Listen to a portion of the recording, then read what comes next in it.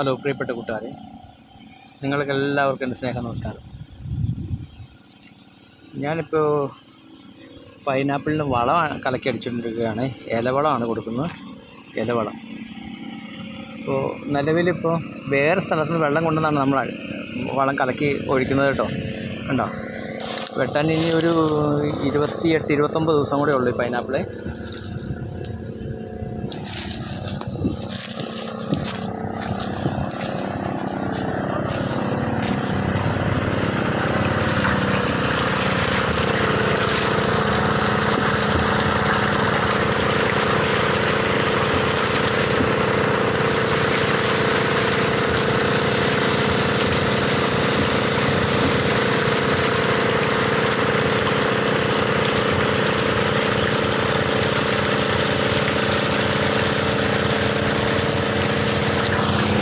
കണ്ടോ, എല്ലാവരും കണ്ടോ?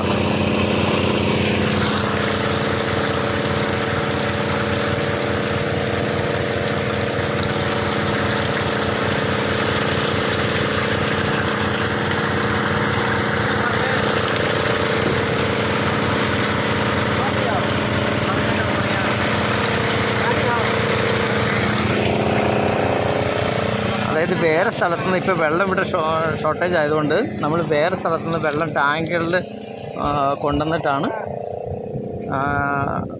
ഇവിടെ വളം കലക്കി അടിച്ചുകൊണ്ടിരിക്കുന്നത് കേട്ടോ.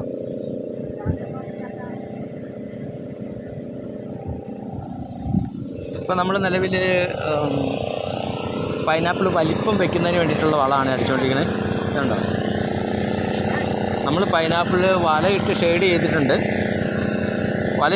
ചെയ്തിട്ടുണ്ടെങ്കിലും പല സ്ഥലത്തും ഇതായാണ്. കണ്ടോ, ഈ ഷെയ്ഡ് നമ്മൾ ശരിക്കും കവർ ചെയ്ത് ഇടണം. കണ്ടോ, നമ്മളങ്ങനെ വല വെച്ച് മൂടുക ചെയ്യാം, അല്ലെങ്കിൽ പുല്ല് പറിച്ച് ഇട്ട് മൂടുക ചെയ്യാം. എന്തായാലും നന്നായിരിക്കും. വല നമ്മൾ നെറ്റ് ഇടുന്ന പൈനാപ്പിളിന് നല്ല ഷോ കാണുന്നുണ്ട് പുല്ലിടുന്നതിനേക്കാളും. എനിക്ക് എൻ്റെ അനുഭവത്തിലാണ് കേട്ടോ പറയുന്നത്. നെറ്റ് ഇട്ടിട്ടുള്ള പൈനാപ്പിളിന് കുറച്ചുകൂടെ ഷോ ഉണ്ട് കാണാനായിട്ട്. പിന്നെ പുല്ലിടുന്നതിന് അല്പം നരച്ച പോലൊരു കളറാണ്, എന്നാലും കുഴപ്പമില്ല. ഷെയ്ഡ് നന്നായിട്ട് ഷെയ്ഡ് കിട്ടുന്നുണ്ട്. പുല്ലാണെങ്കിലും നന്നായിട്ട് ഷെയ്ഡ് കിട്ടുന്നുണ്ട്. അപ്പോൾ പൈനാപ്പിൾ നന്നായിട്ട് നിൽക്കും. നമ്മൾ പൈനാപ്പിളിന് ഷെയ്ഡ് കൊടുത്തില്ലെങ്കിൽ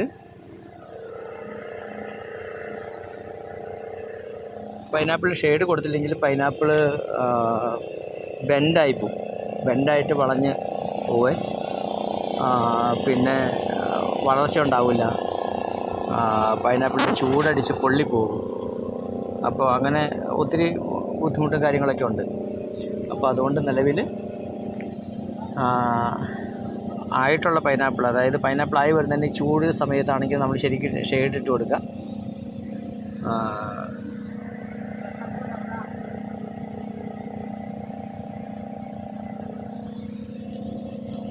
അപ്പോൾ എല്ലാവരും നല്ല രീതിയിൽ കൃഷി ചെയ്യാനായിട്ട് തമ്പുരാൻ സഹായിക്കട്ടെ എന്ന് ഞാൻ പ്രാർത്ഥിക്കുന്നു. എല്ലാവർക്കും എൻ്റെ സ്നേഹവും നമസ്കാരം. ഓക്കെ.